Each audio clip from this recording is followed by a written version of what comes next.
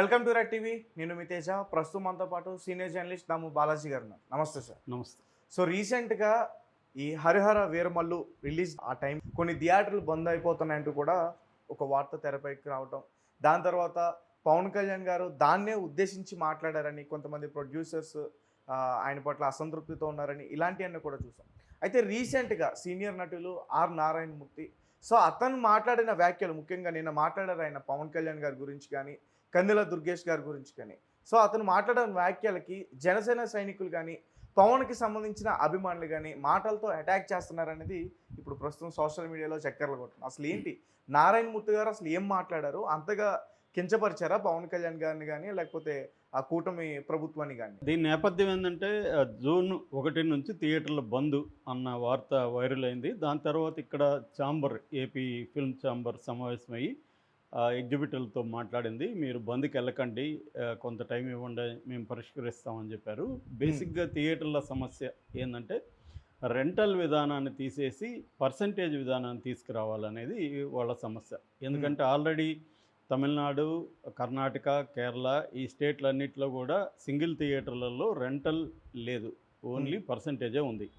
ఇక్కడ కూడా ఆంధ్రప్రదేశ్లో కూడా, తెలంగాణలో కూడా మల్టీప్లెక్స్ల్లో రెంటల్ పరిస్థితి లేదు, పర్సంటేజే ఉంది. రెంటల్కి పర్సంటేజ్కి తేడా ఏమంటే, రెంటల్ అంటే ఎవ్రీడే ఒక రెంట్ ఫిక్స్ చేస్తారు థియేటర్కి, ఆ రెంట్ చెల్లించాలి.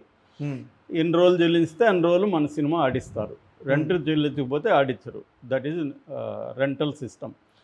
పర్సంటేజ్ సిస్టమ్ అంటే ఒక థియేటర్లో కలెక్షన్ను బట్టి 20%, 30%, 40% థియేటర్ ఓనర్స్కి ఇస్తారు, మిగతాది డిస్ట్రిబ్యూటర్లు లేదా ప్రొడ్యూసర్కి వెళ్తుంది. సో ఇది స్ట్రక్చర్. ఇప్పటివరకు ఏంటంటే ఇక్కడ సింగిల్ థియేటర్స్కి ఈ ప్రాబ్లం ఉంది. దీంట్లో ఇద్దరికి నష్టం ఉంది. ఒకరు చిన్న ప్రొడ్యూసర్లు రెంట్ చెల్లిస్తే కానీ వాళ్ళ సినిమా రిలీజ్ కాదు.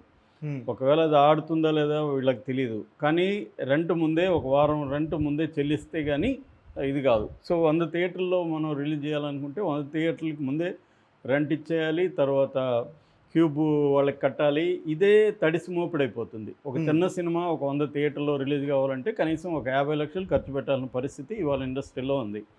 అందువల్ల ఈ రెంటల్ విధానం వల్ల చిన్న సినిమా నిర్మాతలకు ఇబ్బంది. రెండవది థియేటర్ల వాళ్ళకి కూడా ఎందుకంటే రెంట్ కడతారు, కానీ ఆ రెంట్లు సరిపోవట్లేదు వాళ్ళకి. మిగతా అన్ని కాస్ట్ పెరిగిపోయినాయి, రెంట్లేమో ఎక్కువ పెరగలేదు. సో ఇప్పుడు పెద్ద సినిమాలు రిలీజ్ అయినాయనుకో, దాంట్లో కలెక్షన్లు ఎక్కువ వస్తాయి కాబట్టి, ఎందుకంటే థియేటర్ రేట్లు పెంచేస్తారు, నెంబర్ ఆఫ్ షోలు పెంచేస్తారు, దీనివల్ల వాళ్ళ కలెక్షన్లు ఎక్కువ వస్తాయి కాబట్టి పర్సంటేజ్ సిస్టంలో థియేటర్ల వాళ్ళకి లాభం వస్తుంది. అంటే బ్యాలెన్స్ అవుతుంది అనమాట. కొన్ని చోట్ల నష్టం వచ్చినప్పుడు కొన్ని చోట్ల లాభం వస్తుంది, అది బ్యాలెన్స్ అవుతుంది. సో ఇది వాళ్ళ డిమాండ్.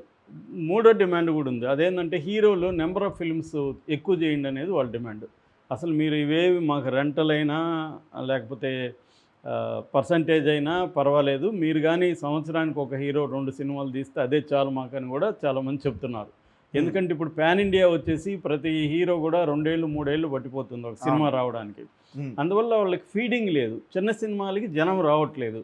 అందువల్ల థియేటర్లు ఏంటంటే మూసేయాల్సిన పరిస్థితి ఏర్పడింది. దానికంటే రియల్ ఎస్టేట్కి ఇచ్చేయడము, ఈ షాపింగ్ మాల్స్ లేకపోతే ఫంక్షన్ హాల్స్ చేస్తే వాళ్ళకి బెటర్గా ఉంటుంది. అవును. సో థియేటర్స్ అన్నిటిని కూడా ఈ ఫంక్షన్ హాల్స్ కింద మార్చేస్తున్నారు యాక్చువల్గా. అందుకని ఈ మోనోపల్లి వల్లనే బతుకుతున్నాయి. ఎందుకు ఒక్కొక్కరు 100 థియేటర్లు 50 థియేటర్లు లీజుకి తీసుకొని వాళ్ళు నడపగలుగుతున్నారు.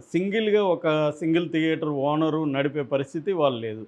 సో ఇది కాంటెక్స్ట్ అనమాట. ఈ కాంటెక్స్ట్లో వాళ్ళు ఏంటంటే జూన్లో సినిమాలు వరుసగా ఉన్నాయి. కుబేరా ఉంది, కన్నప్ప ఉంది, హరిహర వీరమల్లు ఉంది. ఈ సినిమాలన్నీ ఉన్నాయి కాబట్టి ఇప్పుడు మనం బంద్ గాని పిలిపిస్తే మనతో చర్చిస్తారు, లేకపోతే మనతో ఎవడు చర్చించట్లేదు అన్న ఒక ఏదో ప్రైవేట్ డిస్కషన్ జరిగింది. అంతేగాని వాళ్ళు ఏమీ నోటీస్ ఇవ్వలేదు, బంద్ ఫలానా తేదీని బంద్ చెప్పలేదు, ఏం చెప్పలేదు. కానీ ఇది ఎట్లా లీక్ అయిపోయి మీడియాలో పెద్ద ఎత్తున బంద్ అని వచ్చేసింది.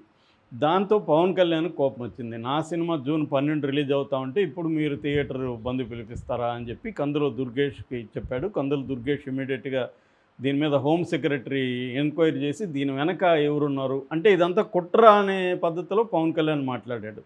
నా సినిమాని ఆపడానికి కుట్ర. ఇంకొక కుట్ర తీరు ఏంటంటే దిల్ రాజుకి మైత్రి మూవీ మేకర్స్కి ఒక వార్ నడుస్తుంది. కోల్డ్ వార్ అనేది నడుస్తుంది. Cold war. ఎందుకంటే మైత్రి మూవీ మేకర్స్ డిస్ట్రిబ్యూషన్లకు కూడా వచ్చారు. సలారు ఈ సినిమాల తర్వాత వాళ్ళు డిస్ట్రిబ్యూషన్లకు వచ్చారు. కొన్ని థియేటర్లు కూడా వాళ్ళు తీసుకుంటున్నారు. ఎందుకంటే ఎప్పుడైతే డిస్ట్రిబ్యూషన్కి వస్తారో థియేటర్ల ప్రాబ్లం డిస్ట్రిబ్యూటర్లకు వస్తుంది. అందుకని థియేటర్లు కూడా మన కంట్రోల్లో ఉండాలనుకుంటారు. అందుకనే దిల్ రాజు అయినా, అల్లు అరవింద్ అయినా, సురేష్ అయినా, ఏషియన్ సునీల్ అయినా వీళ్ళంతా థియేటర్లు ఎందుకు పెట్టుకున్నారంటే మన కంట్రోల్లో థియేటర్ లేకపోతే మన సినిమాలకు ఇబ్బంది అనేది వీళ్ళు అర్థమైంది. అందుకని వీళ్ళు థియేటర్లు పెట్టుకున్నారు. మోనోపలైజ్ అయ్యింది. ఈ మోనోపలైజ్ గురించి కూడా నేను గతంలో కూడా విశ్లేషించాను. ఇండియాలోనే అన్ని రకాల ఇండస్ట్రీలు కూడా మోనోపలి వల్లనే బతుకుతున్నాయి. మొత్తం 70% కంపెనీల ఇన్కముల్లో ఓన్లీ 20 కంపెనీలే పొందుతున్నాయని ఈ మధ్యనే సౌరభ్ ముఖర్జీ అనే ఒక ఎకనామిస్టు బిహేవ్ ద లెవియేతన్ అనే బుక్లో డీటెయిల్గా రాశాడు.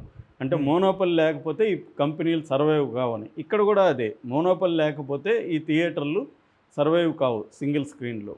ఇప్పుడు మల్టీప్లెక్స్లు అంతా కూడా మోనోపలే కదా, 4-5 గ్రూపుల చేతుల్లోనే ఇండియాలో అన్ని మల్టీప్లెక్స్లు ఉన్నాయి. సో ఈ మొత్తం అర్థం కాకుండా జనాలకు కన్ఫ్యూజన్లో పెడుతున్నారు వీళ్ళు. సో పవన్ కళ్యాణ్, దుర్గేష్ వీళ్ళు ఏం స్పందిస్తున్నారంటే ఇదంతా మా సినిమాని ఆపడానికి కుట్ర. ఎందుకంటే వాళ్ళ సినిమాని మైత్రి మూవీ మేకర్సే డిస్ట్రిబ్యూట్ చేస్తున్నారు. సో దిల్ రాజు దీని వెనుకున్నాడు అనేది దుర్గేష్కి వీళ్ళకున్నది. అందుకని దిల్ రాజుని ఒక్కడిని టార్గెట్ చేయకుండా ఆ నలుగురు అని చెప్పారు.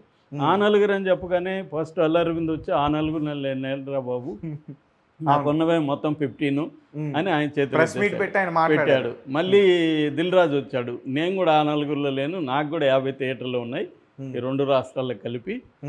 ఇక్కడ ఒక 90 థియేటర్లు సునీల్ నారంగ దగ్గర, దగ్గుపాటి సురేష్ దగ్గర ఉన్నాయని ఆయన అనౌన్స్ చేశారు. కానీ దగ్గుపాటి సురేష్ కానీ సునీల్ నారంగ కానీ బయటికి రాలే.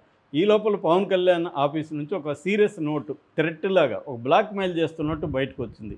అంటే ఆ కుట్రదారులు ఎవరో తెలుస్తాం, థియేటర్లలో రేట్లు, తర్వాత శానిటేషను, వాటరు, క్లీనింగ్గా ఉందా, తూకాలు, ఇవన్నీ అంటే తాట తీస్తాం అన్న పద్ధతిలో నా సినిమానే ఆపుతారా మీరు, నా తడాక చూపిస్తానన్న పద్ధతిలో పవన్ కళ్యాణ్ మాట్లాడాడు.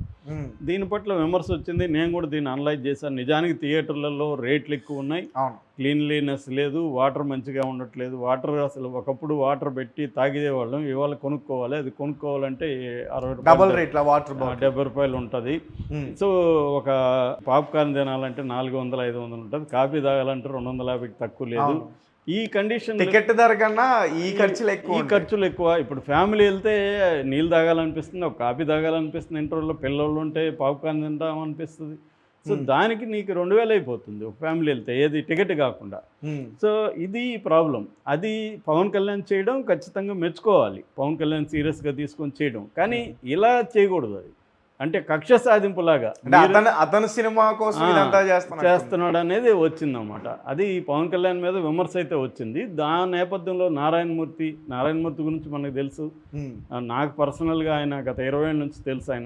ఆయన ఏంటంటే ఎవరితో అయినా మనం కలిసినప్పుడు కూడా కొండ బద్దలు కొట్టినట్టు చెప్పేస్తాడు. ఆయన ఎక్కడ ఏమి దాచుకోడు, కుట్ర ఇంకోటే ఉండవు, ఎవరినో నాశనం చేసేయాలనే స్వభావం ఆయనకి అస్సలు లేదు. ఆయన నేనైతే ఎవరిని చూడలే సినిమా ఇండస్ట్రీలో. ఆయన ఏమి చెప్తాడో అదే ఆచరిస్తున్నాడు. ఇవాళకి ఆయన షేర్ ఆటోలు వెళ్తాడు, ఇవాళకి కింద కూర్చొని టిఫిన్ తింటాడు. ఆ కైండ్ ఆఫ్ ఆయన నమ్మిన సినిమాలు తీస్తున్నారు. నిజానికి ఆయనకి ఎప్పుడో బ్లాంక్ చెక్ ఆఫర్ చేశాడు మన పూరి జగన్నాథ్, విలన్గా చేయమని. నేను చేయనని రిజెక్ట్ చేశాడు.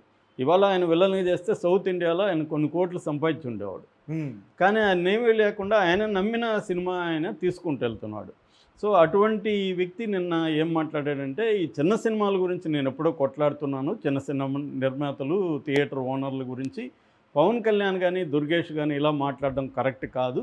రెండోది, ఇండస్ట్రీ వాళ్ళందరూ మీ దగ్గరికి ఎందుకు రావాలి, మీరే పిలిపించి మాట్లాడచ్చు కదా అనేది కూడా అన్నాడు. నిజంగా కూడా పవన్ కళ్యాణ్ గొప్ప ఆపర్చునిటీ ఇది.